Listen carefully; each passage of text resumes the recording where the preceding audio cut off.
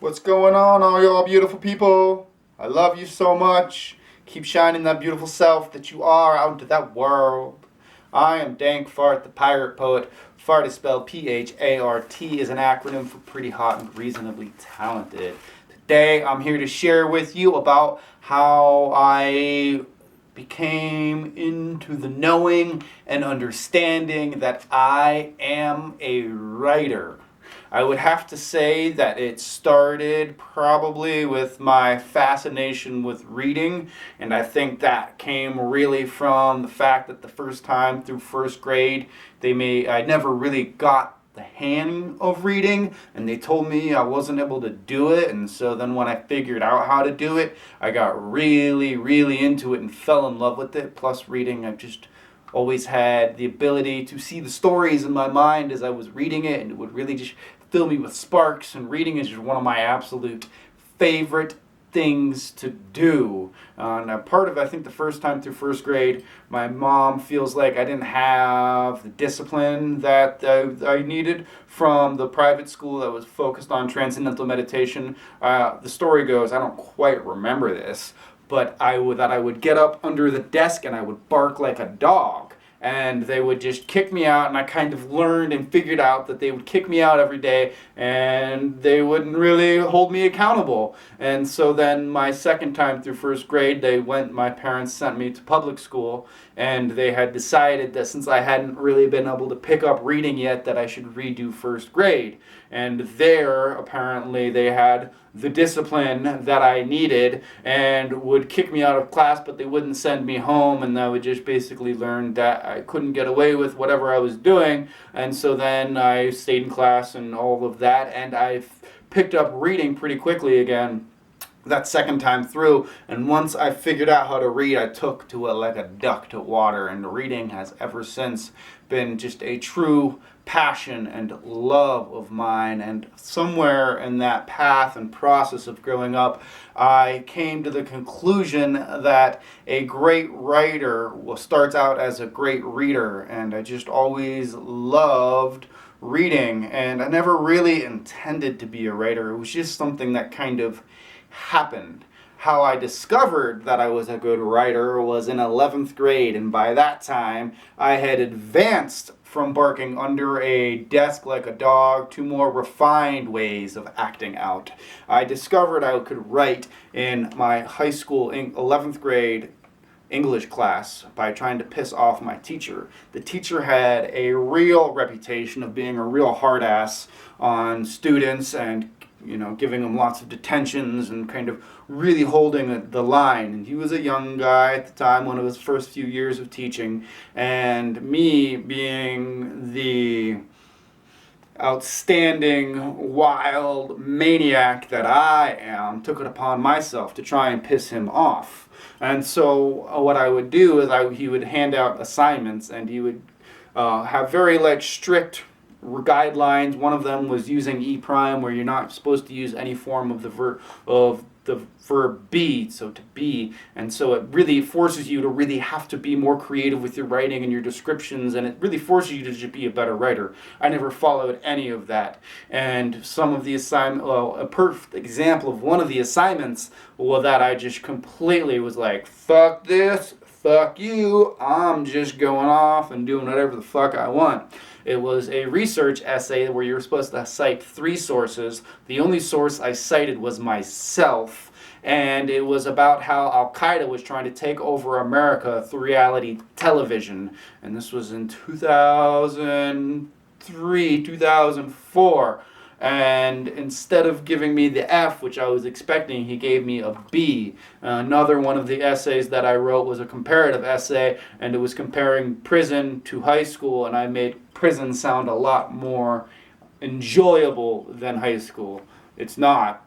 I've never been to prison. I've been to jail, though, and yeah, they're both, I'm not big fans of either of them. But, we're working on it. We're working through things. Life is crazy, mad, difficult. But anyways, so I just kept writing these absurd essays, trying to fail, but my teacher kept supporting me in my creative process and my ability to stand my own authentic forms of expression and self. And he even got me on the speech team, which was doing improv, where I started doing improv and started getting into exploring other forms of creativity. Also in that class, he had us start writing in notebooks before class to open up the class every day, and that got me in the routine of writing in notebooks. By the time I was in college in starting in 2005-06 at the University of Iowa, I was writing almost every day in my notebooks and just not really having any form or anything, just writing, just raw, just scribbling with no process, no prompts, just really just getting everything out that was just going through me. And then it was the end of second half of my freshman year of college when I had to take a class called Interpretive Lit, and it was just an overarching discussion on all things literature, and one of the sections was poetry, and the teacher handed out a packet, this very packet in fact, on quotations about poetry. And as I read through these, it just struck me that I was like, oh shit! That's what I've been doing the whole time in my notebooks. I'm a poet. And from that moment on, I have considered myself a poet. Here are some of the quotes about poetry by a lot of the biggest heavy hitters in the Western canon, which doesn't mean a whole lot. There's a lot of other canons out there in the world that I believe are just as valuable. Poetry is what gets lost in translation. Robert Frost. Poetry is ordinary language raised to the nth power. Paul Ingle. To have great poets, there must be great audiences too. Walt Whitman. That's you! You're a great audience! Thank you for being here with me!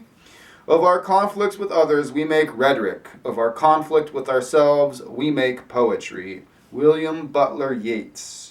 A poet can survive everything but a misprint. Oscar Wilde. Great poetry is always written by somebody straining to go beyond what he can do. Stephen Spender. And just tore me. I was like, that's it. That's me. That's what I do. That's my life. That's my mission. Poetry.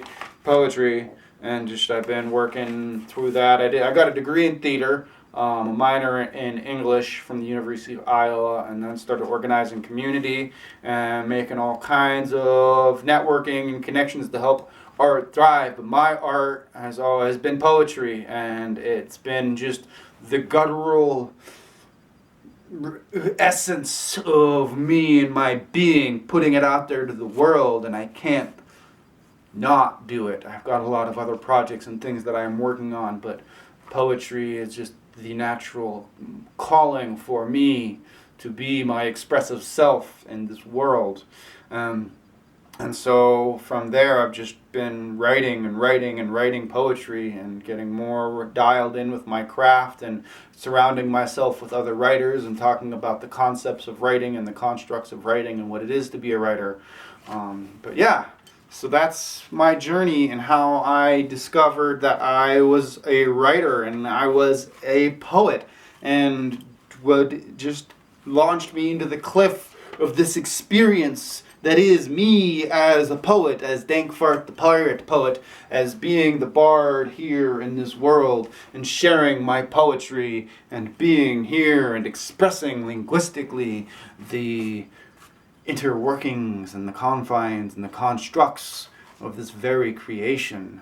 And so poetry is a strange form to talk about that which can't be talked about, yet somehow we talk about it and it is there. And by bringing it here into this concrete, does it nullify it, or does it, but it's still always ephemeral. Anyways. Thank you so much for being here with me, listening to my story about how I came to discover myself as a writer and as a poet. I truly greatly appreciate you. Be sure to check me out up on Facebook, Instagram, up here on YouTube, Twitter, Tumblr, all under Dankfart. DANKPHART is an acronym for Pretty Hot and Reasonably Talented.